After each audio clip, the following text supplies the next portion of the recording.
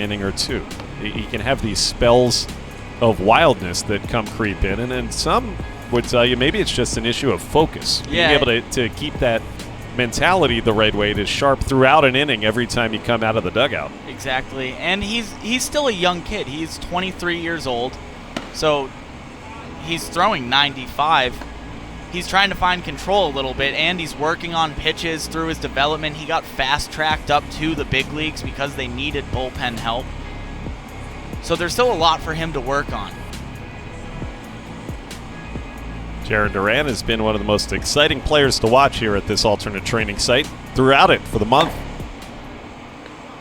3-1. Happy Sunday morning once again. We're glad you're with us. Josh Maurer with Tim Quintadamo.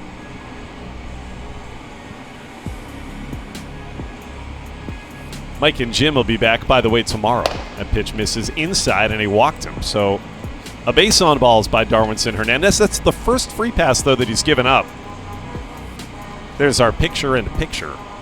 You get to watch Duran discard the batting armor as Marco Hernandez comes plateward while Darwinson watches from the mound. So Mike is off today. Jim, we have to say congratulations. Jim Kane's sister married this weekend up on the Cape. Congratulations to the Kane family. Look forward to hearing all the stories about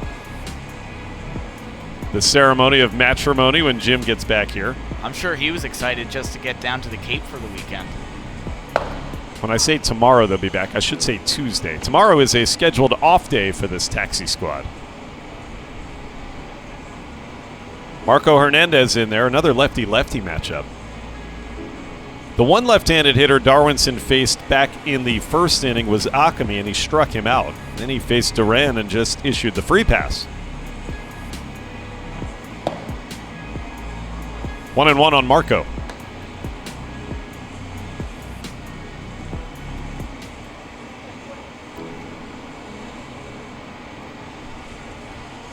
Marco Hernandez is one of the more interesting guys for me, I think, down here, for as where he fits in this organization. When you have guys like Chatham, who's 25, Downs, who's 22, Marco's a guy who has big league experience. He's proven that he can hit at the big league level. We talked yesterday that defense has always sort of been his question, but a guy who's willing to play anywhere that a coach asks him to. Yep. Sometimes he has struggled with his infield defense. I think that's a big reason why he has not ever stuck up in the big leagues. Yeah. His bat has always been pretty productive. He's dealt with injury issues, big shoulder problems. On the ground, into the hole. Nice play, sliding by Chatham to his left, and he gets the out. C.J. Chatham, and that was tons of range on the right side of the diamond. Yeah, usually a shortstop. He's playing on the right side of the infield this morning.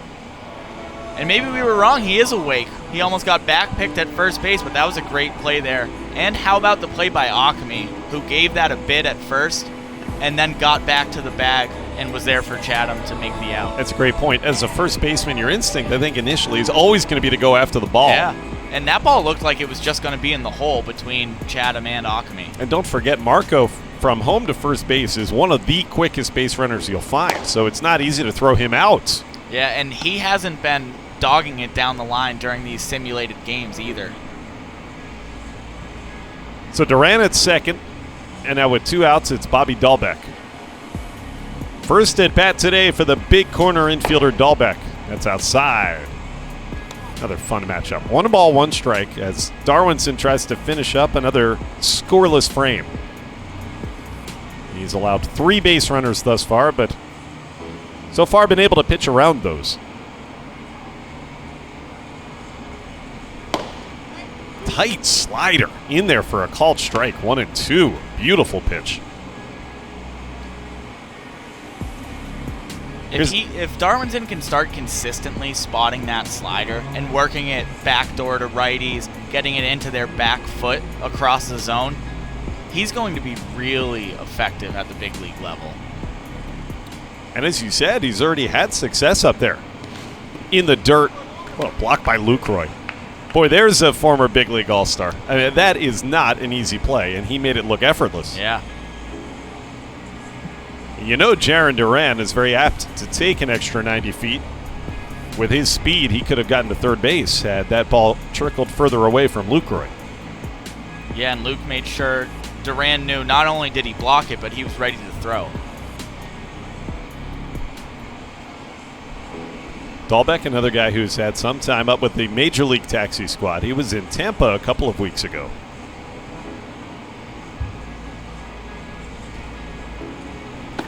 Down low. So that'll make it a full count. 3 balls, 2 strikes. Cesar Puello in the on-deck circle. Second of potentially 3 innings we could see today from Darwinson Hernandez. There are 2 outs. See if he challenges him. Oh, he went with a breaking ball, and Dahlbeck fouled it off. So he did not get the 3-2 fastball there. Nope. Now they'll have to do it again. Let's see if he gets it here.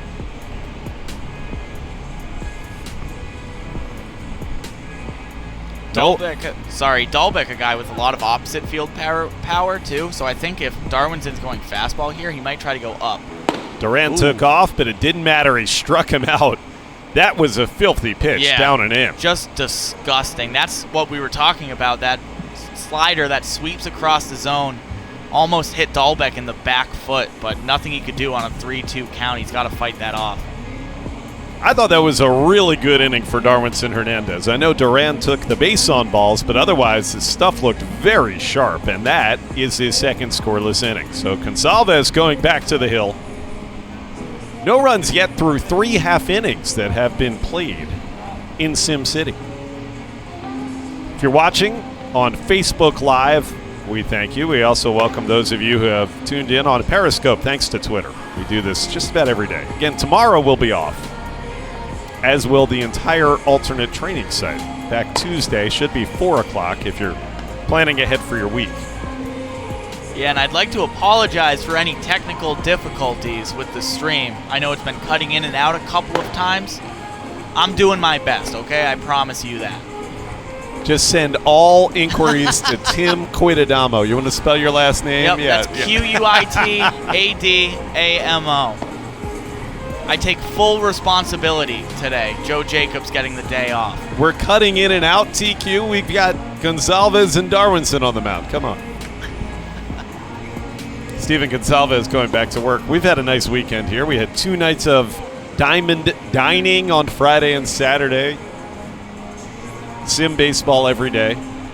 So if you're watching and you have a comment for us, please feel free to leave that as you view the game on Facebook Live. Yep. I did see earlier someone asked another viewer, what is dining on the diamond? Do you want to take care of that, Josh? I can do that very easily. Let's do it. Dining on the Diamond, it's our restaurant business. We've turned the outfield, right center field, into a full-service restaurant on Fridays and Saturdays, and the food is very good. Yeah, Chef Tom has done an amazing job. He's been cooking for the players on this taxi squad, too. Every morning, he's down here making them breakfast. He'll make them lunch for after the game today. And then on the weekends, he's cooking for all you fine folks. And it's not just the regular ballpark fare. You can get steak tips, you can get lobster rolls. Eggplant parmesan if you're looking for a vegetarian option. But if you want to come, you have to get onto a wait list. That's right. You can go over to pawsox.com, click on Dining on the Diamond, scroll to the bottom of the page, and you can sign up for that wait list. Gonsalves against Cesar Puello, who is batting for the first time in this Sim game. He had been in right field for the first full inning. Bottom of the second here, Gonsalves to the big right-handed hitter. 3-0 is the count. Duran, who did bat, has gone back into the outfield. So we do have one outfielder here. He's in center, as you can see. There he is. He looks lonely. Yeah. Got to cover the whole dining on the diamond part. Duran is a ball hawk, though. Even in batting practice, when he's out there shagging, he likes a lot of room to work for himself. That's a 4-pitch walk to Puello, not the way Gonsalves wanted to start his second frame out there, his second walk issued. Now we go back to Johnny Pareda.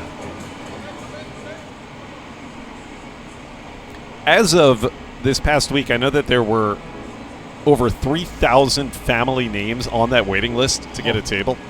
So we know we have it next weekend, and then check back after that. We're kind of taking it week by week to see what the schedule is going to be. But next Friday, next Saturday, we'll have another edition where you can come eat, and maybe you'll have a broadcaster serve you your food. Yeah, who knows? Who knows? Pareda singled off of Darwin's in earlier. Now, this has not been the start to the half inning that Gonsalves wanted. He has missed with 6 straight pitches. Yairo Munoz will be next.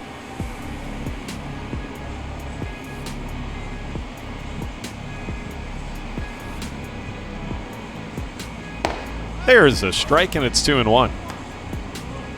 Hope everybody's had a great weekend, wherever you might be tuned into us. I've been very heartened to see how many people have been watching from all over the country these broadcasts, and also actually internationally, too. Yeah, it's great to see, and it's just a lot of fun to be able to talk baseball and interact with the people in the comment section and talk baseball with them. That's your thing, too. You're very good at that. I'm, as an older school broadcaster, I'm not quite as good at multitasking between social media and the on-air work. Hey, all you have to do in this gig is watch the game and tell the truth, right? That's right. There goes the runner on a 3-1. Called strike, and it's a steal for Cesar Puello. Bandy got caught up with Pareda there. Just a little bit. It didn't look like Pareda got in the way of Bandy's throw, but Bandy might have just stepped a little bit to his left while he was throwing down to second. That's Cesar Puello getting his 3rd stolen base this weekend. Yeah, let's see if he goes again. Well, it's a full count. Ball 4. Back-to-back walks. That fastball below the knees of Johnny Pareda. Yeah, that's what I said, too, about Steven Gonsalves. You worry about the command. Uh-huh. Even in his minor league career, I watched him pitch quite a bit when he was in the International League, coming up with the Twins organization in Rochester, their AAA, and he would at times be electric, but also at times you just didn't know if he was going to be throwing strikes. Yeah, and that's the case with a lot of the guys that we see on this taxi squad roster. Hard-throwing guys that are working on a second pitch or have come back from injuries and are just having a little bit of trouble throwing strikes. He's only thrown 2 strikes this inning. Has fallen behind Yairo Munoz 1-0. Nobody out. 4 infielders. They're playing a double play depth up the middle. That one just a bit inside. Yeah. And that's going to bring out the pitching coach. We haven't seen this hardly at all. Paul Abbott is the man who is in charge of the pitchers here at the alternate training site. Would have been in his first year as the AAA pitching coach had we had a regular season. And look at this. In the middle of the inning, he's coming to pay a mound visit. Yeah. Maybe he's just trying to get his steps in. You know, they count those these days. They keep track of how many mound visits you have. I wonder if the umpire you see behind the pitcher's mound there, Bruce Crabb, I wonder if he's keeping track. Was that mound visit 1? Yeah. If he comes out again, do we have to pull him? Yeah. Nope, no rules. 2-0 on Munoz. And back to action we go from Steven Gonsalves. Yairo said, I'm just going to swing. Yeah. I don't want to walk. No. Nobody wants to really... They don't want to be up there taking walks in the sim game. No, they're trying to get their at-bats. They're trying to catch some barrels. And Munoz is a guy who has been swinging first pitch a lot down here. He loves taking hacks. 2-1 is the count. Yairo swings through the fastball. That was a good one. Yeah, another big swing. And Gonsalves got that fastball on top of him. Talked about Paul Abbott, the pitching coach. The man who coaches third base here is Billy McMillan. Would have been the AAA manager for his 2nd straight year. He's in charge of the taxi squad instead. He's calling the shots. 2-2 in the air for Duran. He's got good speed. He'll close in, and that ends up being a routine out. Nice job by Gonsalves. And I'll tell you what, I know we haven't had a lot of pitching coach visits, TQ, but I guess Paul Abbott knew the magic words to say. Apparently. Both Gonsalves and Hernandez have had a little bit of trouble so far with letting guys get on base, but they've been working out of the jams that they're getting themselves into. I think it's appropriate for us to point out, you've heard us say this if you watch a lot of our broadcasts here, nobody's really keeping track of the score, the results. There's no stats. So it's all about the process. Yep, everyone's just trying to get better, and that's why you'll see Lucroy, even when he's hitting, talking to pitchers and telling them what he saw in that at-bat, what he was looking for, what they were throwing, and if it was working or not. That was a good fastball, so it's 0-1 on Lucroy, who struck out against Gonsalves last inning. Lucroy has been the catcher today for Darwin Hernandez. He takes the curveball low and in for ball 1. I know we talked about it a little bit yesterday, but that Zoom press conference from Lucroy, I bet after he struck out to Gonsalves last inning, he was probably pretty happy about it, to be honest. Yeah. He said they call him Dad. Yeah. Here in the alternate training site. Another good breaking ball here, so a couple of strikes. 1 and 2. It went walk, then fly out here in the inning. So there's 1 away, although they may roll the inning over after this at-bat. Got him looking again with a fastball. That looked like a carbon copy of the pitch he struck Lucroy out on about 15 minutes ago. Yeah, just challenging Lucroy. He's not going to try to nip at the corners with any breaking stuff when he has 2 strikes. Froze him with a fastball. Now he gets the left-handed hitting, Josh Ockamy, and they will let this bottom of the second inning continue. Nobody throwing in the bullpen yet, so it will be a third frame coming up after this from Darwin Hernandez. Ock takes a strike. Again, I don't know what Paul Abbott said, but it's been a 180-degree difference ever since that pitching coach visit. And it was a very quick message. Yeah, he was out there for 20 seconds and then walked back. Then he got a weak fly out and a strikeout. 1-1. Pollo at second. Johnny Pareda at first. Those are your base runners. We have yet to see a Josh Ockamy home run in these taxi squad games, if I'm not mistaken. I think you're right. That's a good point. A couple of ground rule doubles, balls that he hit off the label or the end of the bat, but he's just so big and strong that he's been able to muscle him out there and bounce him over the wall, but nothing has left the yard in the air yet. I thought one of his most impressive swings we've seen in the month or so that he's been here was against Jay Groom, who we're supposed to see later in this sim game today. He went opposite way for a RBI double that he laced. Fastball outside. I think with 2 strikes on him, too. Ockhamy's a very patient hitter. He doesn't mind batting with 2 strikes. He takes a lot of pitches. I actually think he's a lot better of a hitter when he is deeper in count, whether he has 2 strikes, full count, whatever it may be. I think when he goes up and gets a fastball first pitch and tries to let it eat on the first pitch he sees, a lot of times he can swing those hips open a little early and he ends up popping out or making weak contact, rolling over. But when he gets deep in counts, you're right, Josh, he does get a lot more comfortable. And it's 3-2 here. This is what he does. It feels like almost half of his plate appearances. And he takes ball 4. So that'll end it. It's 3 walks in that bottom of the second inning from Steven Gonsalves. He won't be thrilled with that. But again, Ockamy, he'll take close pitches. That was a pretty close 3-2. Just off the plate.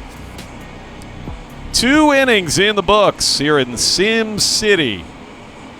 And it's Darwinson going back to the hill. Our coverage of these taxi squad games is presented by our great partner at Bank of America. Josh Maurer and TQ, Tim Quidadamo.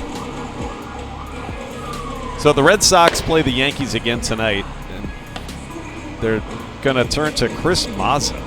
How about that? Chris had been here at the alternate training site for the better part of a week and a half. He's back up in the big leagues, and his first appearance, first order of business after going back up there today is going to be go ahead and start against maybe the best team in the American League. And you see, even with Judge and Stanton out of the lineup, it doesn't really matter. They're going to put up runs. Clint Frazier has been red hot for the Bronx Bombers. Frazier, a guy who has been on and off their big league roster ever since they got him in the trade from the Indians. Frazier's, I've always found it amazing that the Yankees have held on to him all this time. Yeah, you have to wonder if that's because of the injury concerns with Judge and Stanton, guys that tend to go down with some calf, leg injuries. You wonder if they've been sort of keeping him in AAA, although he is a major league talent. There's no doubt about it. And part of the reason I say it, too, is that you've heard Frazier very vocally be displeased with how he's been treated the last couple of years. He says, I'm a big league player. Why do you keep shuttling me back and forth? I think that's one of the most fascinating parts about it, especially with an organization like the New York Yankees. You generally don't see their players speaking out towards the organization, even in that sort of mild and self-confident of a manner that Frazier has done it. He hasn't been scorning anybody's name or anything like that. He's just confident in his abilities, and I think rightfully so. Connor Wong against Darwin Hernandez, who begins his third inning. Now, we did see him give up a couple of singles in the first to start it. Then he got out without allowing a run. He walked a batter in the second, but again, no runs. And it is 2-0 on Connor Wong. First time we've seen Darwinson go for a third inning. Yeah, I think if you ask Red Sox fans around New England what they think of Darwinson Hernandez, I bet you probably have it split pretty evenly. I think he could be a great closer. I would love to see him become a starter. And you've heard grumblings in the organization of maybe we do start stretching him out. We think he could have the stuff to be a starter if he develops a changeup and spots his slider a little bit more. He could also be a bulk guy. Yeah, he right. could be used after one of the openers the Red Sox have been doing. 2-1 on Wong, who is a little tardy on that fastball, and it's out of play, 2-2. We've hit 96 on the radar gun, is, according to the information we've received, the highest reading from Darwinson over his first couple of innings. So the arm looks good. Yeah. I mean, he can touch at times when he's really right, 97, 98. Yep. And it is nice to see that as he's getting stretched out into his third inning of work, the velocity's not dropping at all. 2-2 on young Connor Wong. That should get out of play, but Akami's giving it a run. He gave it a sprint. Yeah, I don't think I've seen Akami run that quick in a while. Josh Ock getting some serious cardio in there. We'll do it again, 2-2. I mentioned that Connor Wong was up with the big club, their taxi squad, as a catcher during the series earlier this week in Fenway against Tampa that the Red Sox had. And I know that's got to be a fun experience. Even though you're not active, you know you can't get into a game as the taxi squad. Still, just to be up there and around all those big league guys, it's a cool experience. Yeah, and I think that's what everyone was sort of missing from the quarantine that we had. I think if you ask anyone, the number one thing they say they miss the most, it's not playing baseball, it's being around all the guys. Still 2-2. He's battling Darwinson. And he misses high and away with the slider, so it's a full count. Yeah. And if you remember in Wong's first at-bat, he struck out looking at 3 consecutive fastballs, so it's good to see him fouling a couple off and really battling Darwinson. Another catcher, Jet Bandy, will be next. Got a lot of full counts between Darwinson and Gonzalez thus far today. Here it is, 3-2. Low, he walked him. Darwinson upset with himself. Yeah, and he lets you know it, too, when he is displeased. Look at that reaction that he just had after ball 4. Yeah, caught the ball coming back from Lucroy barehanded. I mean, a guy with similar stuff who wears his emotions on his sleeve that obviously we're familiar with, Chris Sale, will do the same thing. You'll see him when they go to a close-up after maybe he gets into a full count and walks a guy. He'll be swearing at himself, screaming into his glove. Right. Even if it's the first inning and there are 2 outs. It might have been the first runner that got on base, and we've seen that from Chris. That was a good slider to start off Jet Bandy. 0-1. By the way, the news on Sale is that he may start throwing soon, which is pretty quick after, 4 months, hence Tommy John. 0-2, another breaking ball. Very overcast day here in Pawtucket. We got the lights on late in a Sunday morning. Yeah, we haven't even hit the lunch hour yet. Nope. We got the lights on. 0-2, another slider got him looking. Bandy, that was a good morning, good afternoon, good night at bat. There's the pitch limit for Darwinson Hernandez, and he's going to end it on a positive note. Ends up only facing 2 hitters here in his 3rd frame. Goes walk, strikeout, couple of true outcomes. Yeah, and each of those 2 1/3 innings, we'll say each of the 3 innings that he started, runners did get on base, but nobody ended up coming around regardless of how many hitters they let him face in that half inning. You know, I'll say this in summation of what we just saw. That was a very Darwinson appearance. Yeah. We saw a couple walks, we saw a couple of hits, but we saw plenty of good pitches to get strikeouts. I don't think he's ever going to be a guy that you count on to always have clean innings. Yep. But for the most part, he gives you scoreless innings. Yeah, and that's what pitching coach Paul Abbott has said is the thing he wants to see most from Darwinson Hernandez. It's just a matter of consistency for Darwinson to get up to the bigs and stay up, whether it's in that bullpen as a closer or as a starting pitcher. He just needs to be a little bit more consistent with all of his pitches. So now it's Gonzalez for his 3rd inning of work. You know who we haven't heard from for a while, TQ? Who's that? We haven't heard from our friends at Bank of America.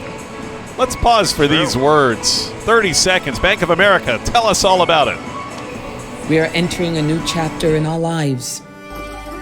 Our confidence is shaken, cracked. We didn't ask for it, but we are rising to meet it. And how far we've come isn't even close to how far we can go. There's a crack in everything for a reason. How else can the light get in? Tomorrow starts today.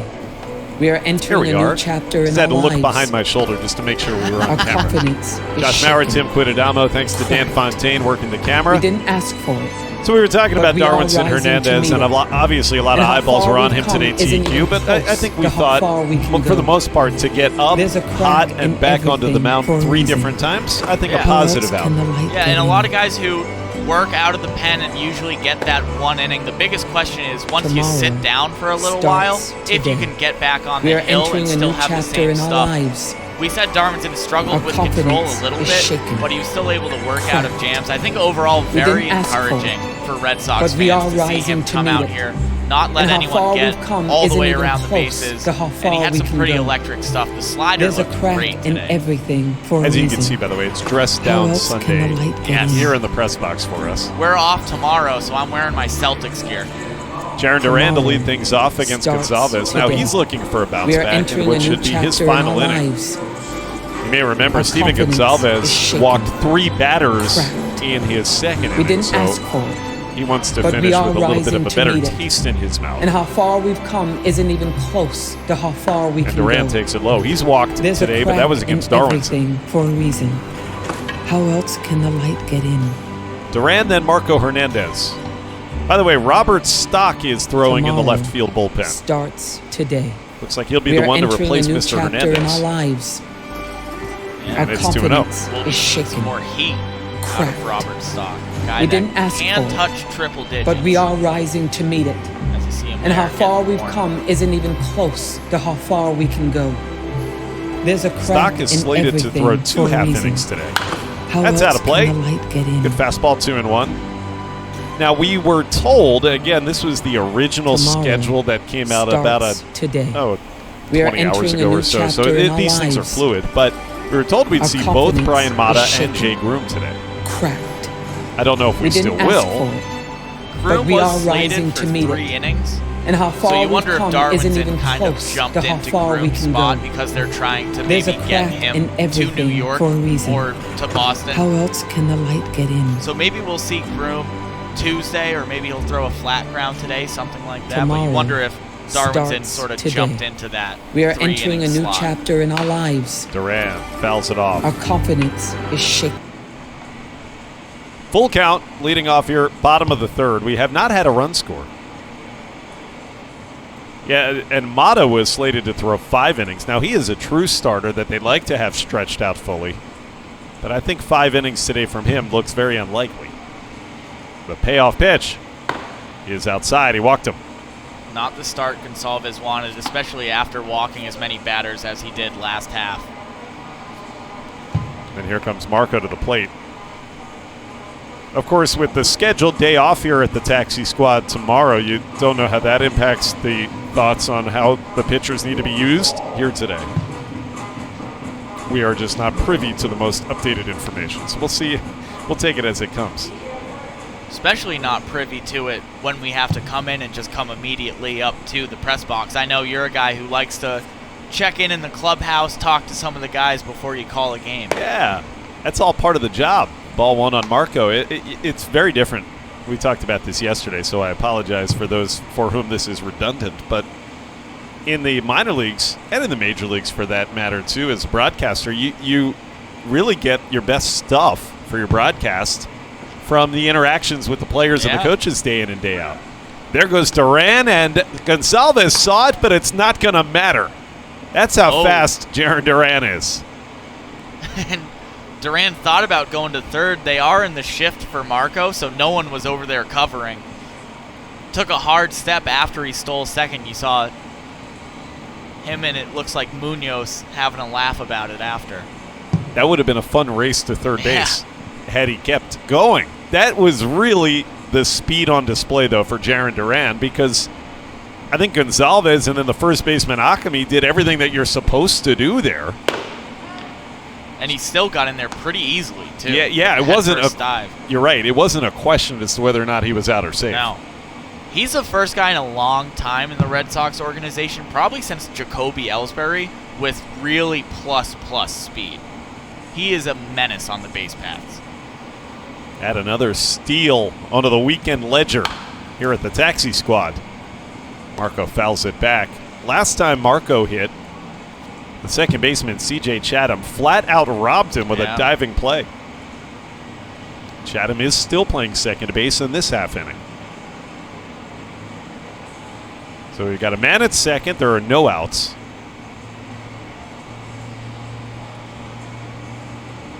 And the pitch coming to Marco is fouled off again. I believe the count is 2-2. 1-2, I beg your pardon. He stays alive. Thank you, Bruce. Yeah, it's like he heard you. Who is that masked man, you might be wondering? That's Bruce Crabb, defensive coach. Normally in Pawtucket, he's the first base coach game in and game out. And here at the alternate training site, he's the umpire. I think he's done a great job. Yeah, he really has. Some of the guys have had exception to some of his calls, but that's natural when you have someone umpiring, even if they're a professional. But it was interesting to hear why Krabby wanted to do it, where he said it wasn't necessarily I wanted to watch the pitchers and call the balls and strikes. I wanted to get closer to the infielders, so immediately after a play happens, I can talk to them about their footwork, what they were doing, what they were thinking. How about that fastball to strike out Marco Hernandez? And that'll do it for Gonsalves. Roll this inning over after a walk and then a K. 2 more true outcomes. Yep. And as you can see, here comes Mr. Stock. Tell you what, we haven't needed many defenders today. No. With Darwinson and Gonsalves, it's been walk, strikeout. Yeah, their stuff is so good and has so much movement. It's hard to just even get a bat on the ball. It's just a matter of can you throw some breaking pitches with that much spin and know where it's going. So it's time for us to take stock. Robert Stock. He's been fun, huh? I know the first time he came down here and pitched, I think the first pitch he threw to Duran hit a comebacker off his shin, rolled over towards the first base side, and Stock ran over, picked it up, and made the play on Duran, who was moving down the line. And then a couple batters later, there was a swinging bunt down the third base line, and he made an incredible play.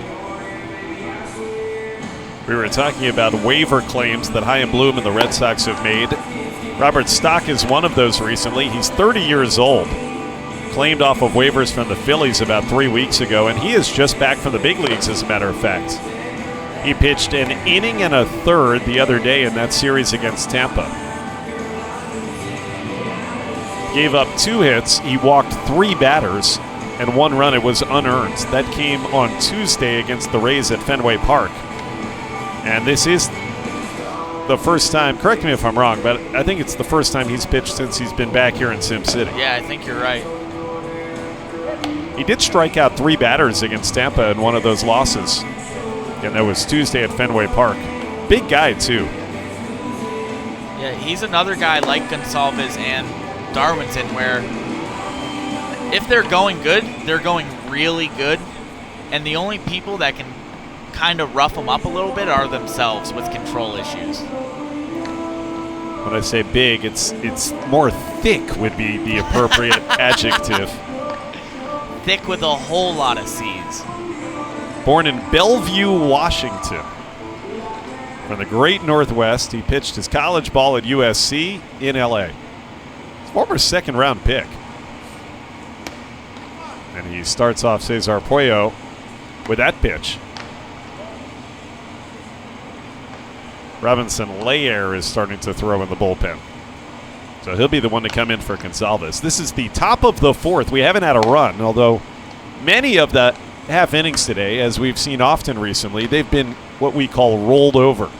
Yep. So they just end before a 3rd out when the pitcher hits his in-inning limit, which makes it a lot harder to have runs score, I guess is my point. That's right. Puello tried to hold off. It's the fake appeal by Bruce Crabb. He's asking for input. He was asking Dahlbeck, who's playing at first right now, and Dahlbeck just had no interest in entertaining Krabby. Did he go? Yeah. No clue. Dahlbeck didn't even look at Krabby. 2-1. Ball 3. Robert Stock does have the big arm. His first fastball came in at 96 miles an hour here to Cesar Puello. Mixed in the curveball that Puello had the check swing on, and he walked him on 5 pitches. A lot of bases on balls here today, and that's been kind of a theme here of the weekend in Sim City. I'm going to say Sim City as much as I can. I love it. Yeah, we have to steal it from Mike. I think yesterday when we were telling him how great it is, he might have gotten too big ahead. I think we all have to start saying it. I know Mike's watching, so be careful there. Mike knows I'm just playing around. Mike takes a threat very personally. Josh Maurer with Tim Quidadamo today. We are glad you're with us. Hey, an hour into our game. Top of the 4th inning. And now Yairo Munoz against Robert Stock. The lights are on. If you're just joining us, it's overcast and rather chilly. We started an hour earlier than originally scheduled today because of the threat of rain coming here to Rhode Island this afternoon.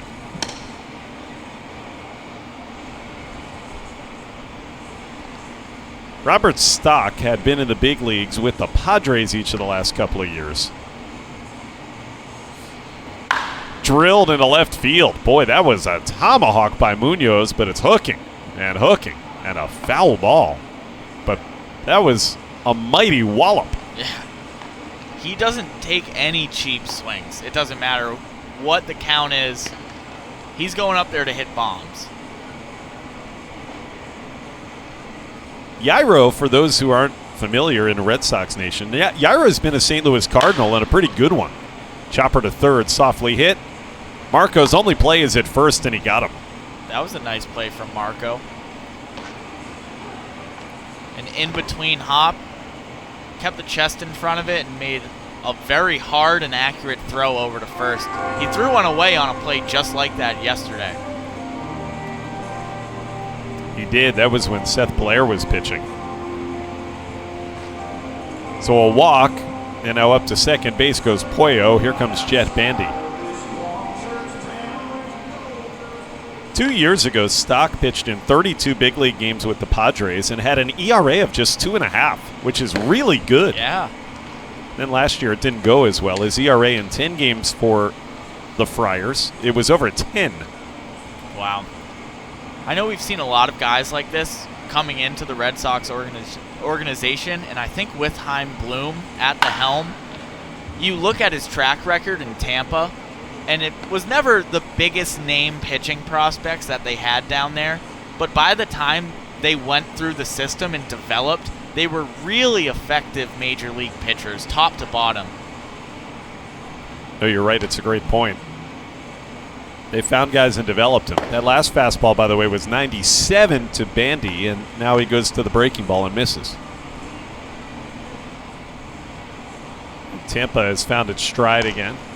How about the AL East right now with, of course, New York? They're on fire. They're in first. Tampa's gotten hot. Yep. And the Orioles are hot, too. Yeah, how about that? Everyone was making jokes about the Orioles all off season, and they're really coming out and playing great. Similar story to the Miami Marlins. A lot of young talent. They've been growing their farm systems for a few years now, and you've seen the major league team sort of suffer in the meantime, but the Orioles look great. Tampa Bay finally lost a game yesterday. They're 12-9. Baltimore 12-8. Right now, Place. Baltimore would be in the playoffs. Yeah. Who would have thought? The Yankees 14-6. Out of play, Bandy stays alive, making Robert Stock throw quite a few pitches. Runner at second, nobody out. If you're keeping track, it's the top of the fourth inning.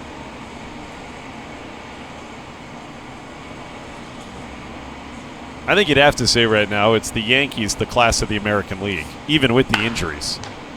At least I would say that. I think the rain's starting to come down a little bit. You see Bandy wiping his bat off. It's really coming down. Yeah, we'll see if we play through this. I would imagine you will with this velocity of rain. Breaking ball outside, and he walked him on a 3-2 pitch. Another good block from Lucroy. Back-to-back walks, though, from Robert Stock. That's how his outing begins, and Josh Ockamy coming to the plate. We don't know what the full pitching plan is. Stock's supposed to throw 2 innings here today. Robinson Layer, who is up in the bullpen, would also be a 2-inning guy. It looks like maybe no Mata or Groom. And then the other man on the schedule that we had been handed pitching-wise was Domingo Tapia for a half an inning. Yep. Tapia was out just throwing earlier, but he might have just been throwing to warm up a little bit. Out of play off the bat of Ockamy. 2 on, none out after a couple more walks. We've seen a lot of that. Jay Groom is actually playing long toss right now in left field. It's Mata and Groom playing catch with each other. Maybe we will see them. We'll get you a shot of that in a moment. In the middle of the actual game going on, they're having a catch. Good pitch, 0-2. Yeah, Ockamy way out in front of that off-speed pitch. He was looking fastball. Do we see our left field catch yet? I missed it, but not yet. We'll get it for you. I think Dan's a little bit distracted by Bill Wanless, who just made his way up to the booth. 0-2 pitch. Fouled back. Hey, Dan. Yep, Dan's not listening to us. Dan, can we get a shot of what's going on in left field? Thanks. There we go. There we go. There they are. There's Mata and Groom playing catch. We told you we'd get that shot to you.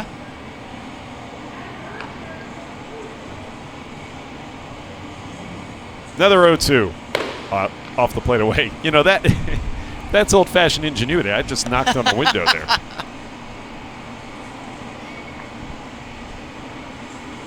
We do have a light crew here on a Sunday here for your Sim Game production. Glad you could be with us, folks. 1-2. Down low.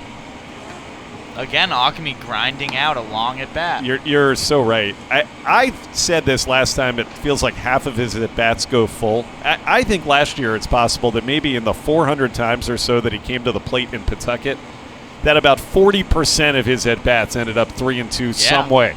It's crazy. And he did it again. Yep. It's 3-2 again. I think to end the year, of the top 2 players in all of baseball, major league, minor league, every level, the players who walked the most, number 1 was Mike Trout, and rightfully so. Number 2 was Josh Ockman. Wow. Would they start the runners here? We'll see. 3-2. Looks they like go on ball 4. Wow. No swing, they say. 3 walks in the inning from Robert Stock, and that's it. So, unfortunately, that's kind of the way it went in the big leagues for him the other day against Tampa. He had some control problems, and Ockman grinds out a base on balls. All 3 batters got a walk in that half inning. We roll it over. No runs, but we've had a lot of runners. And this was the Steven Gonzalez team, if you will. He pitched the bottom half of the first through the third. It should be Robinson Layer coming on in. Bullpen door is open in left. And he is starting to make his way through a little bit of rain that is falling. I don't know what it is. It just seems to be contagious at times, but the last 3 days in particular, Friday, Saturday, and now this morning, I've seen a lot of walks. Yeah, you wonder if guys are kind of getting into the routine of just coming into the stadium. Obviously, there are no fans, and they're not playing a real game that counts towards any standings. They're all just trying to improve their skills. You wonder if sort of the lack of competitiveness is maybe taking a toll on these pitchers, and they're struggling to get amped up. Yeah, you could say it's a rut. You could say it's monotony. I don't know. Jeffrey Springs, Matt Hall was the matchup here essentially on Friday. Darwinson Hernandez today was very good. Yeah. The off-speed stuff looked really good from Darwinson. He was sitting in the mid-90s, which is what we expect from Darwinson, sitting in the mid-90s. But I was really impressed with his slider today. I would love to see, we mentioned he's only 23, if he can develop a changeup so he can get the slider moving into a righty and a changeup sort of falling away and play with that, how effective that would be. But for right now, he does look good with that slider. You know, it's interesting, too. We are told that watching him this morning for his 3 innings that he was out there, Chaim Bloom is in Pawtucket. Made the drive down, so obviously he's not with the Red Sox in the Bronx. He came down I-95 from Boston here to Pawtucket, Rhode Island. It's about 45 miles or so. And Chaim is watching. It's the first time that we have had the new Red Sox chief personnel man watching one of these sim games, as far as I know. So Chaim in the house. And that probably did play a factor in why we saw Darwinson, Gonsalves, and Stock throw first. Guys who are more big league ready as opposed to Groom, who's coming off of Tommy John and is still very young, and Mata, who's only 21 years old and doesn't have that much experience. So they didn't actually get to pitch in the sim game today. Groom and Mata, they got to play catch in the outfield. Yeah, neither of them warming up in the pen, at least just yet. So, Layer is the new pitcher, and that hot shot by Chatham was bobbled and booted by Bobby Dahlbeck at third base. Yeah, Dan was getting you a shot of this, the end of the bullpen day, it looks like, as Dan. The coach and the catcher are walking in. And because Dan was doing that, you didn't really see what happened to that ground ball. Yeah, it was very hard hit. Dan's taking that one personally. I can see it. Very hard hit ground ball right at Dahlbeck, and the first hop on the dirt just exploded on him. Hit a little bit of leather, but then squeaked through. Would you rule that a base hit? I would have to take a look at the replay. Oh, now you're putting me on the spot. We don't have the replay system set up with this skeleton crew. Lucroy bats. That was a tough start for Robinson Layer. I said the coach and the catcher were walking in. There goes the runner. Chatham in motion. Bandy doesn't have a chance. That was a great jump by C.J. Chatham to steal another base. Yeah, and you said yesterday a lot of the stolen bases were on the pitcher, and that one again on Layer. He was sort of telegraphing his timing, and I think Chatham looked at one pitch, figured out how quickly he was going to go to the plate, and he stole that one pretty easily.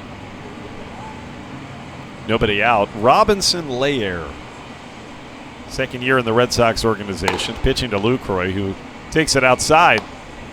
Sean Haviland is the pitching coordinator who was out in the bullpen walking in there. And I think when you see that, that means nobody else is coming in today. That would be our confirmation. So Dan did a great job getting that for you. Strike called. Inside corner there for Layer, who's another guy with a big arm. Yep. So you would think that if what we were told holds, we'd get another half inning coming from Robert Stock, who will look for a bounce back, and then that might be it for today. Lucroy takes strike 2. I think with the rain picking up too, obviously we don't want any of these guys getting hurt down here running the bases, especially when they're wet. McCoy Stadium notoriously does not hold water the best either. It's not raining too hard just yet at least. But I could see manager Billy McMillan wanting to wrap things up pretty quickly. Keeping an eye on Chatham. Shortstop there is Yairo Munoz, and he was sneaking in behind the base runner. Yeah, you heard Lucroy from the batter's box yelling back to Chatham while he saw Munoz running over to cover second, which obviously when there are real fans here, you probably don't hear. Layer's pitch, and Lucroy stays alive. Just got a piece of the breaking ball. Robinson Layer was picked up last season by the Red Sox. They ended up pitching 15 games in Portland. Pitched very well there. He may very well have been a AAA pitcher this year had we had a season. Originally signed by the White Sox, he's 27. He can throw in the mid to upper 90s on the radar gun. Nobody out. After the, I guess we'll call it error. Yeah. I'm sticking with UTQ, E5. Driven into left field. Nobody's out there. It is back to the wall. And about halfway up that fence, they'll call that a double, and that means Chatham can score. First run here in the afternoon from Pawtucket, and it's Jonathan Lucroy driving home another one with a bullet. Yeah, a low line drive. Lucroy, obviously a guy with power. He led the league in doubles when he was with Milwaukee one year. That one stayed real low, but he has so much power. We saw the same sort of line drive with his home run earlier this week, and maybe if it was hotter, that ball would have gotten out. Now Jeter Downs coming to the plate. So good stuff there from Lucroy, who's had a terrific last 3 days with his bat.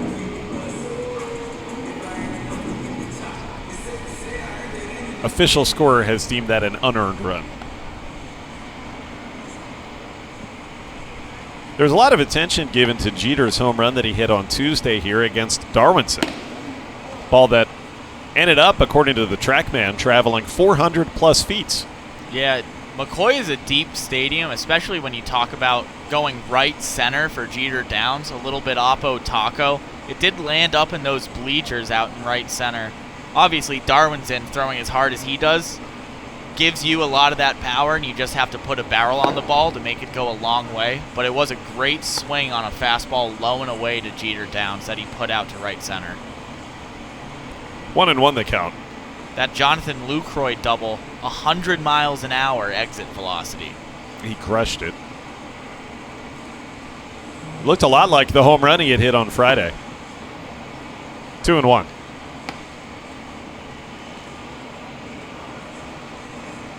Originally signed by the White Sox was Robinson Layer. Got traded to the Reds right before the 2018 season. And he pitched well in Portland last year, appeared in 15 games. Got him looking. There's a strikeout for his first out of his appearance today. Jeter Downs goes down with a backwards K. Mariners signed him for last season, but then got released, and that's when the Red Sox picked him up in the middle of the year. So he's been well-traveled, but if you throw like he does, you're probably always going to find a job. Yeah. At the very least, you'll be a journeyman in the minors. but everyone's going to want to give you a chance. I mean, he topped out at 97 so far this inning. And he pitched 13 games AAA with the Mariners last year. That's Tacoma. Connor Wong swings through the pitch. Light rain still falling as we play in our second hour of this afternoon. Started this morning. Josh Maurer, Tim Quidadamo, glad that you're with us. Thanks for being on Facebook Live or on Periscope for today's broadcast. Again, no game tomorrow. Wong swings and misses again. It's 0-2 as Lair has found something. Yeah, that off speed played nicely off the first pitch fastball that he got a swinging strike from Wong, excuse me.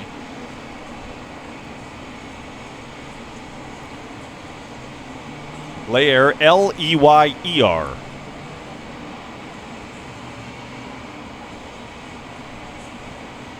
Oh, 0-2. And blocked nicely by Jet Bandy on ball one.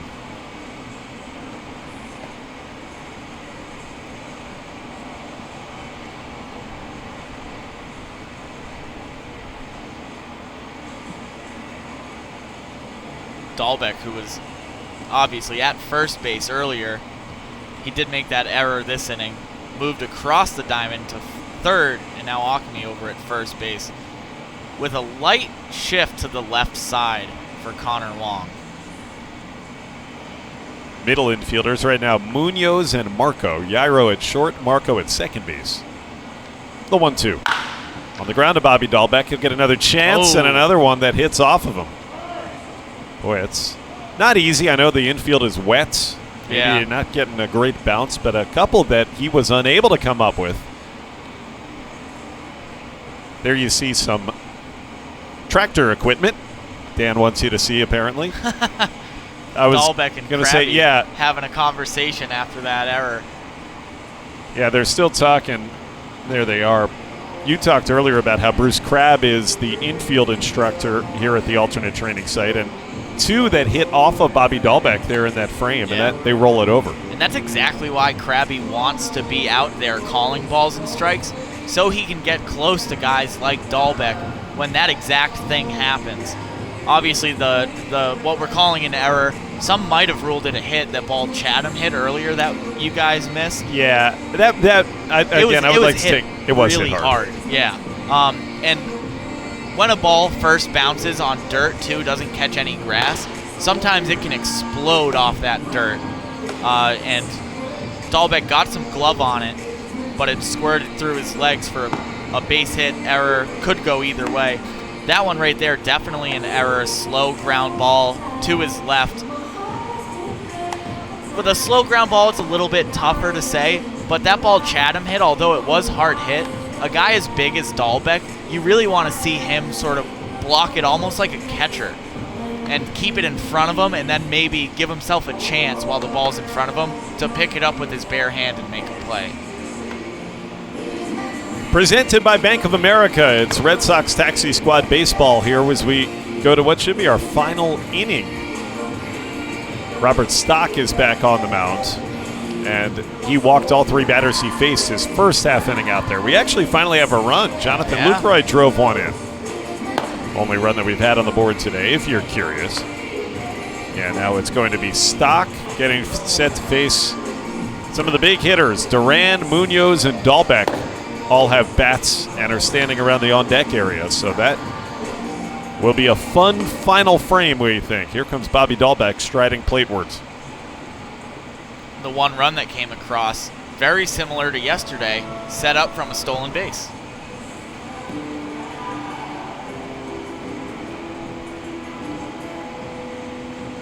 I don't imagine that the thoughts of the two misplays in the top of this inning are going to be in Bobby's mind as he comes into the batter's box here to hit. No. That doesn't carry over with him. He's just excited to get his cuts against Stock.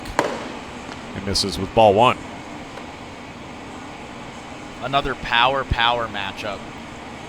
Bobby Dahlbeck, a guy who no doubt about it has major league power. He had it almost looked like an excuse me swing last Sunday when I was on the call with Mike Antonellis that just snuck over the right field wall by that 325 marker down the line for a home run. You don't see a lot of right-handed batters hit a home run in that location in this ballpark. No.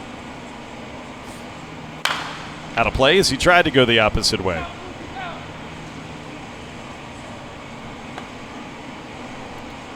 You see Dahlbeck asking the catcher Lucroy if that would have been a strike had he taken it, and I think Lucroy said yes.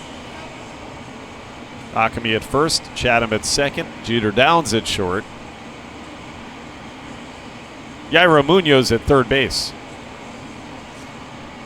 Do have an outfielder, that's Puello. The breaking ball misses down and away on Dahlbeck. Puello is in his customary right field spot. He has been standing in that perch time and again for a month now. He's made some nice plays. He has. He knows that grass. Inside to Dahlbeck. 3-2. That's pretty much the area where we have all the tables for dining on the diamond. I wonder if he's maybe found a stray fry or two while he's been out there. Maybe a little bit of kernel of macaron cheese sitting on the grass. I hope not. 3-2. Struck him out looking. Bobby does not agree. He drops his bat. It's about as much visual displeasure as we've seen from Bobby towards Bruce Crabb, but nice pitch by Stock. Yeah, that's what you like to see from Stock, especially with the guy leading off the inning. He's attacking him with fastballs, getting ahead in the count, and just an unfortunate series the last 20 or so minutes for Bobby Dahlbeck. See Puello actually moving over to center now. Maybe he heard us talking about how much time he spent in right. He said, I'll show you guys. I can go elsewhere as Marcos stands. Into the box. Takes strike one at the knees. There are a few guys still hanging out in that bullpen. I think just taking shelter from the rain. Nobody warming up or even playing catch. Yeah, this does appear to be our final inning of the day. 1-1 on Hernandez.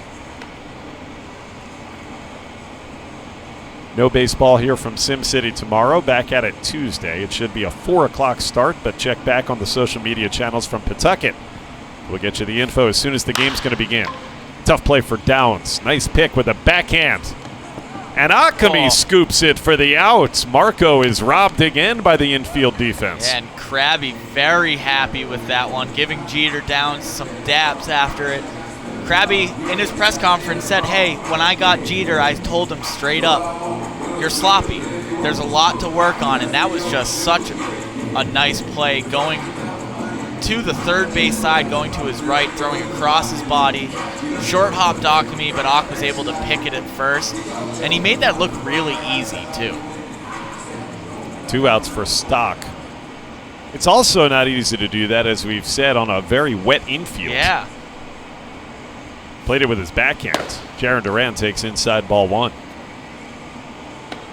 Yeah, that's the thing Bruce Crabb has said. The amount of improvement that Jeter Downs has made only in the span of a month or two is pretty remarkable. Yep. He has great body control and can move his feet really well. It's just a matter of, Krabby was saying, sometimes it's the fundamentals that kind of slip with him. Could be our final batter of the day if Robert Stock is able to get Jarren Duran out. Yeah, it looks like the rain's really starting to come down.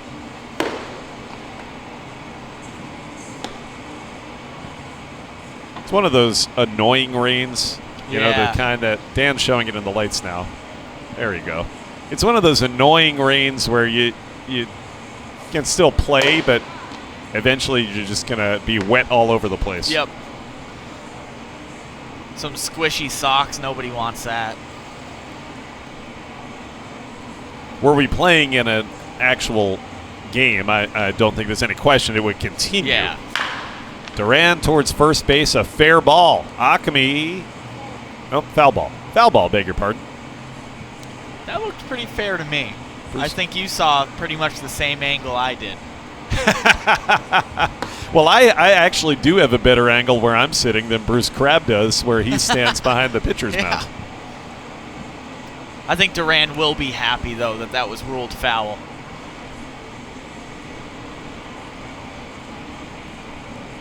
If the inning extends, Bobby Dahlbeck's going to hit again. He is in the on-deck circle. I'm sure he's itching to get back in the box. And he will. That's smashed between first and second base by Jarren Duran. Nope, and they're going to call it. Oh, Lair coming out for a second inning. All right, we've got some more baseball. Robinson Lair gets to pitch some more. We have had some fun here on this Sunday morning, and we'll continue it along. Coming to you live. Although I do appreciate that because of the way Facebook Live and Periscope each archive these immediately after we sign off our broadcast, you can watch them in their entirety. I think many of our close to 5,000 views on these Sim Game broadcasts per day, a lot of them are just coming after the fact. You can watch them anytime you'd like. They're not going anywhere. So more Robinson Lair. As we say, plans change by the minute here in these Taxi Squad broadcasts. Manager Billy McMillan just got out to that Duran single. Puello had moved over to center, and then, of course, Duran singles to right where he would have been, but Puello's busy running back inside. He'll probably get in that bat here. And Domingo Tapia is going to start throwing in the bullpen, so I was way off. Tapia looks like he will come in the bottom half. Lair gave up the run last inning when Lucroy ripped a double against him. So stay with us. We got a lot more coming for you. At least another 2 half innings. Robert Stock had a nice bounce back, too. Yeah. He got 2 outs and gave up a hit. Especially if you're just giving up a single, too, with 2 outs. You're not too worried about that. When you're giving up a single or letting a guy on to lead off the inning like we've seen so far in a lot of these half innings today, that's a little bit troublesome, but Stock did settle down a little bit in his second inning of work. What's been interesting to me is on a day with Chaim Bloom in the building, we all month have been seeing Chatham and Downs sort of switching back and forth between short and second. Chatham, who has played mostly short throughout his minor league career in Portland and in Pawtucket last year, he only played short. Downs, when he came in, has been playing a lot of second base, but in this Taxi Squad, they've been switching off pretty much every half inning that they're both out there. Right. We've seen almost exclusively Downs at short and Chatham at second base today. Chatham made a great diving play, moving to the hole on the second base side, moving to his left, sliding on his knees, and then making a throw to get the speedy Marco Hernandez out at first. Yeah, ball I thought for sure was going to squeak into right field for a base hit. Well, look, the reality is, and this is not the first time I've said this in these broadcasts, shortstop is otherwise occupied for the Red Sox. I would think Xander so. Bogaerts isn't going anywhere. So second base would seem to be the best chance to get some playing time for either Chatham or Jeter Downs whenever they do go up to Boston. Yep. So Cesar Puello, who's had a very nice weekend against Lair again. 0-2. So let's go back to the American League. I was talking about how I think the Yankees look like the cream of the crop. They're 14-6. Although they currently do not have the best winning percentage. That belongs to the surprising Oakland A's. The A's really have something cooking over in the Bay Area. They look phenomenal. And how about all of the late inning comebacks and walk-off wins? Oakland is now 15-6, a half game better than New York at the moment. They lead the West. Puello fouls it back to stay alive. Have you seen the last couple of games, sort of the Bay Area battle, Oakland in San Francisco? They were down 4 in the 9th inning and hit a grand slam to tie it. And then I think last night they were down 3 in the 8th inning and hit a 3-run home run to tie it. It's unbelievable. Really remarkable. You know, Billy Beane, year in and year out, puts together these teams in Oakland that are playoff contenders. In the air to right, that's well hit by Puello, but Jarren Duran happens to be positioned in right field. Puts it away. They knew where to play Puello, I guess. Yep, Duran just had to run straight back a little bit, and he was camped under it. Nobody talks about the A's when you're coming into a season. The pundits never predict that they're going to be a playoff team, and seemingly more often than not, they are. Yeah, I feel like the worst finish we've seen from them in a long time has been like third place in a pretty competitive American League West. They're going to put a runner on base here. They let Pollo go to first. It's interesting because he's been such a base-stealing threat. Yeah. He's stolen 3 bags this weekend. They want Leyer to work with a man on. And again, that appears to be one of the things that the coaching staff is trying to emphasize this weekend is how you hold base runners. Yep. So they put him on first, just simulating a situation that might come up. Yeah, and clearly with the amount of successful stolen bases we've seen, I don't think we've really seen any bad throws from any of these catchers. It's something the pitchers do have to work on. 2-0 on Yairo. So there is one out if you're keeping track. Who knows even if they are on the field at this point. Yeah, we also haven't seen a lot of double play turns with this taxi squad, whether it's rolling over innings or a guy gets on and there might only be one out, but the pitcher's at his pitch count.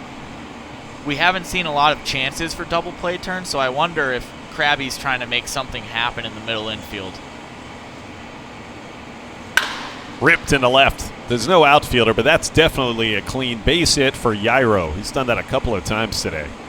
He's a good hitter, that guy. Solid contact. That ball was almost at his eyes, too. He talked earlier, a tomahawk swing that he put over the tower for a foul ball. That one he lines into left field for a sure base hit. 2 on, 1 out, and Akami to come to the plate against Leyer, who has given up very loud contact for whatever that's worth in the couple of innings that he's been on the hill. Yep. Now Duran moving himself over to center field for Akami. And they put the overshift on against him in the infield, per usual. Shortstop Downs is near second. Chatham is way over in the hole. You know, a lot of times, maybe we can get a shot of this infield shift. A lot of times, the second baseman would be deeper, almost a shallow right field, but you can't do that and still try to turn a double play, TQ. No, especially Munoz runs pretty well, too. So if Chatham were to start on the outfield grass and let a ground ball get to him, they would have no chance at a play at second. 1-1 on Akami. So Tapia getting ready to come in and pitch when we go to the next half inning. I lost track, TQ. What are we, in the 6th, I believe? I couldn't tell you. I'm not even going to pretend. Fontaine's telling us it's 1-2, I think. 2-1. He's terrible at charades. That's all I know. That's all I can take away from these hand signals he's given us through the window. Yeah, just text it to me. Dan Fontaine on our high home camera. Playing through the raindrops. Leyer to Akami. Got him.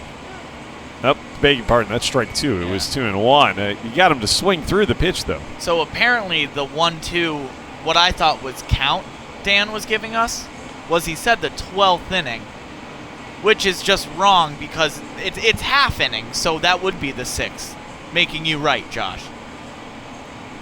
You know what they say about a blind squirrel?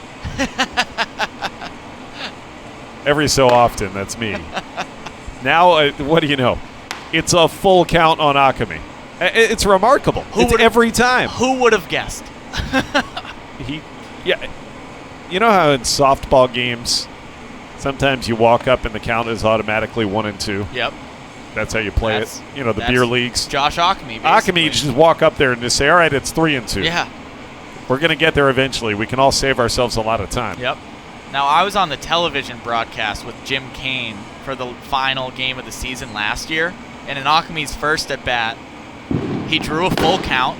Ooh, as he takes a big swing and a miss there. Leyer blows away Akami with the fastball. But as I was saying, Akami, his first at-bat, drew a full count, and then he flew out deep to center field on the warning track. Got really good contact. He got 3 more at-bats that game and was first pitch swinging in each of those 3 at-bats. hit 3 infield pop-ups. So I really think, and that's sort of like an old Red Sox. You think the 2004 team, the 2007 team, and obviously I'm naming World Series champions, so it's a little bit different. But you think guys like Kevin Youkilis, Jason Varitek were guys that went up to the plate going, I'm going to grind out an at-bat, see a lot of pitches, and once we get this starter out of the game, we're going to pummel the bullpen no matter who's coming out. There are 2 outs. 2 men are on, and Lucroy batting. This is the guy who hit the ball off the left field wall for a run-scoring double last half inning that Layer was on the mound. So it's Lucroy v. Layer, the remix.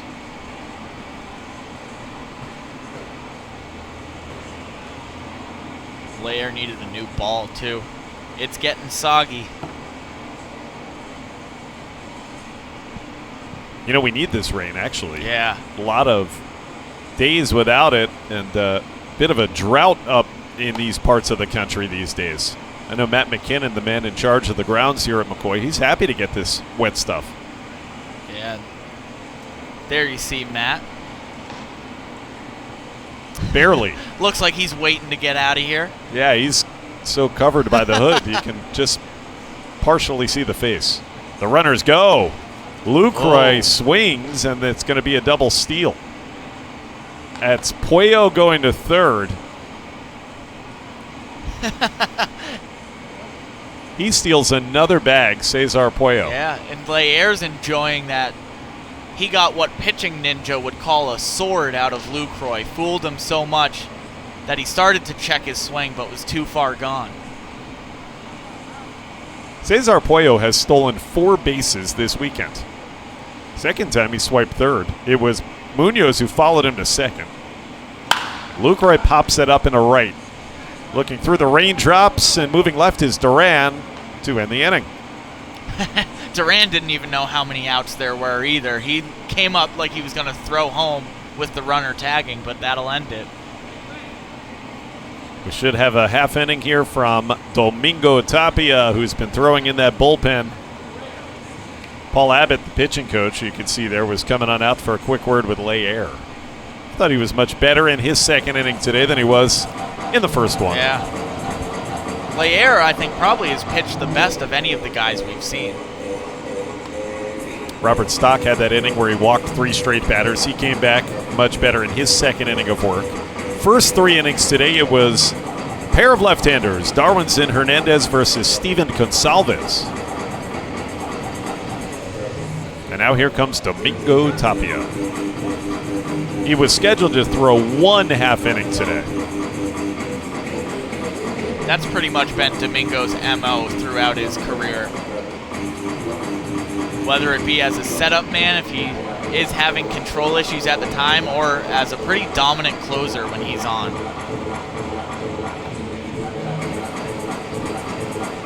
Tapia on. A guy who spent the entire season last year, AAA Pawtucket, a hard-throwing right-hander. Never pitched in the major leagues in his time at both the Mets and the Red Sox organization. I think we just saw Darwinson fire Domingo Tapia's rosin bag out to the mound. Darwinson had one more toss out of that arm today. 29 years old is Domingo, who hails from Santo Domingo in the Dominican. Very appropriate when he pitches on Sunday. Domingo in Spanish means Sunday. It's his day. They've been wearing the Sunday Reds every day down here in Pawtucket, too. Yes. Thanks for tuning in. Don't forget, anytime you're watching our Sim Game broadcast, you can leave us a comment on Facebook or on Twitter. Any interesting questions that you've seen come in today, TQ, that we have yet to respond to?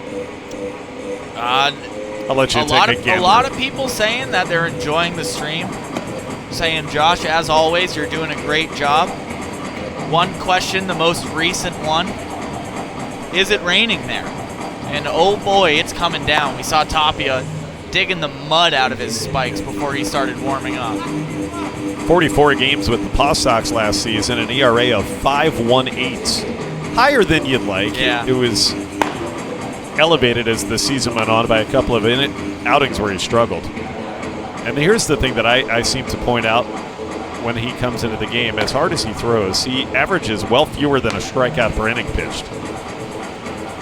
That surprises me. Yeah, there's not a lot of movement on his fastball, so once hitters have the ability to time it, it's not like they're getting jammed because it has late break in, or they're getting it off the end of the bat because it's tailing away. Triple digits, it's triple digits. But there's not a lot of movement on it, too. And, of course, now you see guys like Dustin May in Los Angeles, who's throwing a 99-mile-an-hour two-seamer that's breaking almost 10 inches. Jeter Downs will be the first up, then C.J. Chatham. There are no defenders on the field. No. We see this sometimes at the very end of the sim games. Yeah, I think we would almost refer to this as opposed to part of the sim game, just some live BP. It really is. This happened actually one of the other recent times Domingo pitched. He was the last guy out there, and unfortunately for him, you draw the short straw, as you can see, just pitcher, catcher, hitter, and umpires. Yeah, everyone else is hitting the showers. It's cold, it's raining. They've been out here working for hours. Strike one to Jeter Downs. I do feel for Domingo pitching in this role, right? You'd want to have it feel like a more real game when you're out there. Yeah, and this is what we were talking about earlier, too, with all the walks we've been seeing and control issues. Maybe there is a part of it where, especially with a relief pitcher, you're running out of the bullpen, and there's nobody on the field in front of you. You're just running through an empty field in an empty stadium. That's kind of hard to get excited about. He does get ahead of Jeter, 0-2, who has to wipe the bat off from the rain. Used his pant leg to do so. Lights are on as we get close to the end of our day. Just got a piece, and that one hit Lucroy. Ouch. 97-mile-an-hour pitch from Domingo Tapia, we're told. Wow. That's one that's hard for a hitter to get a piece of, and even harder for the catcher to take it off the wrist. It's been an interesting day here. We were told that for the first time at these sim games, Chaim Bloom, the man in charge of players for the Boston Red Sox, came to check out the alternate training site game. Down and away, he went to his breaking ball, and it's 1-2 on Jeter Downs. I'm sure that Chaim was also very happy to get to watch Jeter Downs play. Yep. C.J. Chatham made that great defensive play earlier. He was able to watch that. Yeah, Chatham with a couple of hard-hit balls today, too. Same for Yairo Munoz. He's really continued to swing it well. A pickup that may have flown under the radar, but I do feel like Yairo will be a guy that at some point maybe will help the Boston Red Sox. Yeah, he's a very versatile infielder, too, and when you are platooning Moreland and Chavis at first base and throwing Peraza into the mix, and especially when he came in to pitch and took that line drive off his knee, we hope he's doing well, as Downs ripped a ball high and deep to left field off Tapia. And that ball's, I'd say, gone. It's out of here. It is. It's into the bullpen. Home run hit by Jeter Downs off of Domingo. A high fly into left field, and how about it? It carried out. You don't need any defenders when you're going to hit it over the fence, you know. Landed right by that open gate, so it was a little bit hard to tell, but it found the grass in the bullpen for a home run. Jeter Downs continues to stay hot at the plate here at McCoy. Yeah, Chaim Bloom will be happy to have seen that. It wasn't a big exit velocity, just 88 miles an hour off of his bats, but it had enough carry to it. He's hit 2 home runs this week. We talked about the other one. Came off of Darwinson, so he's able to turn around some velocity. Yeah, the home run off Darwinson going the opposite way too, 404 feet. This one just 349 to left field. Had just enough to sneak over that small wall in the bullpen. Second run that we've had score in today's game. The other one was driven in by Lucroy. Chopper is going to be ruled an out. Bruce Crabb gets to make that determination. He said if there were a shortstop there, he would have taken care of you, CJ. I think CJ's trying to sell it, too. He started rounding first base as if that were going to get through the hole. But I think I agree with Krabby. Well, CJ, he plays there enough. He should know. He said, well, I probably would have made that play. Now it's Bobby Dahlbeck against Tapia. I think one of the things that is worth remembering about Jeter Downs is for a guy who has been traded twice, he's still really young. Yeah. He's only 22. And he just turned 22 at the end of July. So there's a lot of room for growth. And as the coaches here at this alternate training site have said time and again, he is growing. Yeah. This is valuable experience for Mr. Downs. Not only is he growing, but he's very willing to take criticism. We heard from Bruce Krabby, his infielding coach. And I think today that play he made going to his right, the throw on the run to get, I believe it was Marco who hit it, and capping off the day with the home run, that's a nice little Sunday morning in the rain for Jeter Downs. He'll be happy going into the scheduled off day here at the Taxi Squad tomorrow. Bobby Dahlbeck hitting. 1 out. Last half inning of the day. Dahlbeck chops one. That'd be a play for the shortstop as well, had there been one. And there are 2 outs. There's the closed fist given by our umpire. That means you are out. And now Johnny Pereda comes to the plate. He was the first batter today, almost 2 hours ago against Darwin Hernandez. And who knows, he may be our last batter today. Yeah, I've been really impressed with Pereda since he's been down here, a guy who the Red Sox acquired from the Chicago Cubs in a trade for right-handed pitcher Travis Lakins, who Paw Sox fans are all familiar with. He's been getting the barrel on the ball, not necessarily hitting for power, but hitting the ball hard, and he's a phenomenal defensive catcher from what we've seen. Juan Centeno has been up with the big club, part of the Taxi Squad traveling in New York this weekend. So right now the catchers Lucroy, Wong, Pereda, Bandy here at the alternate training site. Saw Lair cross the screen, headed to the locker room, the visitors' locker room, as the guys are socially distant in both and some of the suites. Told that Tapia's fastball sitting around 96 here in this inning. When he is fully amped up, when he's got the adrenaline going in a real game, he can hit 100 easily. Yeah, and he's done it pretty consistently in his time with Pawtucket, too. Trying to finish off Johnny Pereda and perhaps finish off our day. The last pitch was 98. Right side, I think that'd be a base hit. Bruce Crabb says, yeah, it was. I think Krabby saying that, especially knowing that the guys have been shifting Pereda to that left side of the infield a little bit. That would have been a big hole between today C.J. Chatham and either Ockamy or Dahlbeck playing first base. No reason to have him run the base path, so he just heads into the dugout. But a couple of hits in the inning off of Tapia, and that gives Marco another chance to bat.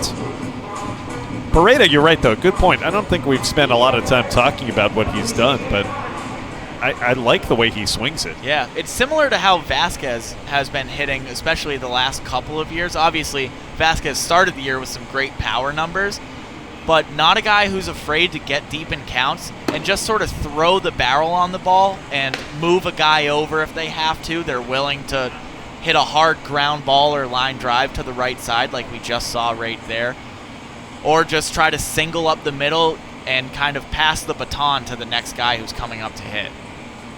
Ball 1 missed to Marco Hernandez. Ghost runner at first. 1-1, a big cut. I don't think Marco's reached base today, but he's twice been robbed. Yeah. Chatham did it.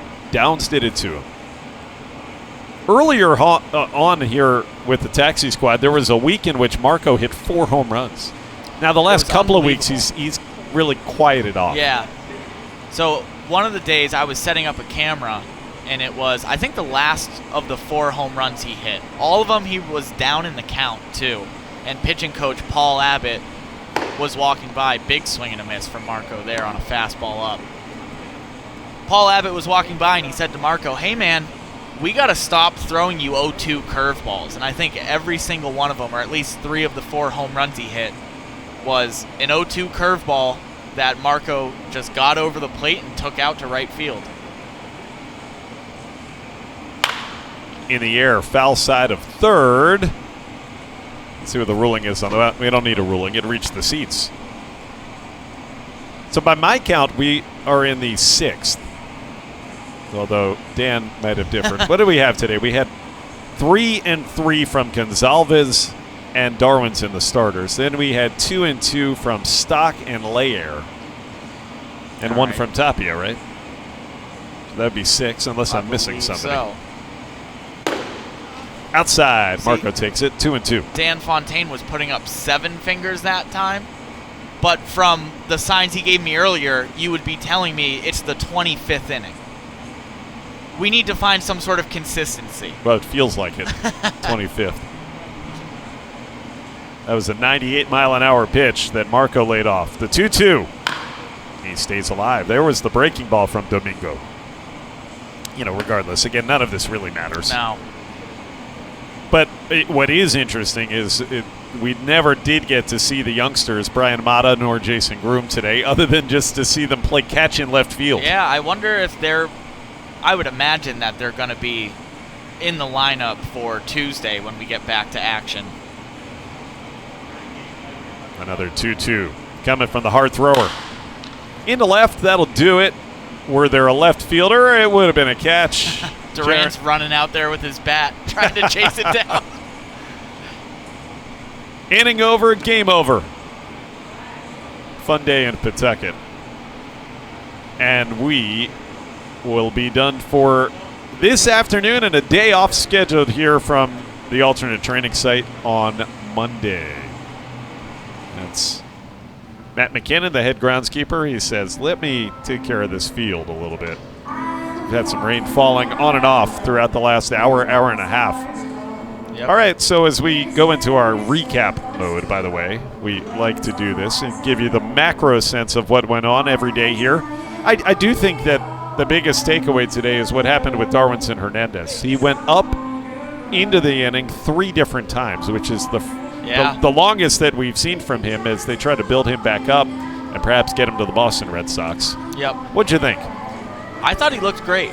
I love that he was sitting still 95. I think he topped out at 97 with his fastball. Even through the 3 innings, it was in that 3rd inning he started that he hit 97. The slider looked good. He's obviously still working on that changeup, and today it was sort of batter to batter, whether he had control or didn't, which he worked out of his jams. You'd rather, I guess, see batter to batter control issues as opposed to he comes out and just doesn't have anything at all. Yeah, it's interesting. He went first 2 batters he faced, Pareda and Munoz, hard hit single. But then he got out of that inning. He got 3 outs. A couple of strikeouts, some weak flyouts anytime he would let guys on base. I think Darwin's in specifically, but for all pitchers down here, it would be great to see more consistent leadoff outs where we've seen a lot of walks. It's also nice to see, obviously, we're playing against ourselves, so it's nice to see guys who lead off an inning with a hit. But today, and like you said yesterday, it's been a lot of walks. And then for me, batting-wise, I continue to be impressed by Yairo Munoz. I know I keep beating that drum. He smoked some balls today. Maybe the most impressive swing of the whole afternoon was a foul ball he hit. But that guy, he can hit. He takes big-time cuts. Yeah, and he really when does. He connects, the ball leaves his bat. He goes up every at-bat just hunting fastballs. It doesn't matter if it's up at his shoulders or down at his shins. He's going to try to throw a barrel on it and hit it hard in a hole. That'll do it for our broadcast coverage of Red Sox Taxi Squad Baseball, presented by Bank of America. Your director and analyst today has been Tim Quidadamo. Thanks, TQ. It was great being with you. We'll see you soon. Yeah, Josh, thanks for taking the lead, as always. Mike and Jim will be back when we're back with you. That's Tuesday. Day off tomorrow here from Sim City, and we expect a 4 o'clock start time, but be flexible with us. They're making it up as they go, as we say. We expected a noon start today. We expected a 1 o'clock start yesterday. That got pushed up. So it's catch as catch can. We will give you the start time info on the Paw Sox Facebook and Twitter social media accounts. And that's the best way to find out when these games are getting going. Just follow them and you'll get the alerts. Thanks to Dan Fontaine. I'm Josh Maurer, saying have a great rest of your weekend, and thanks so much again for joining us. Another day is done here from the Taxi Squad. So long, everyone.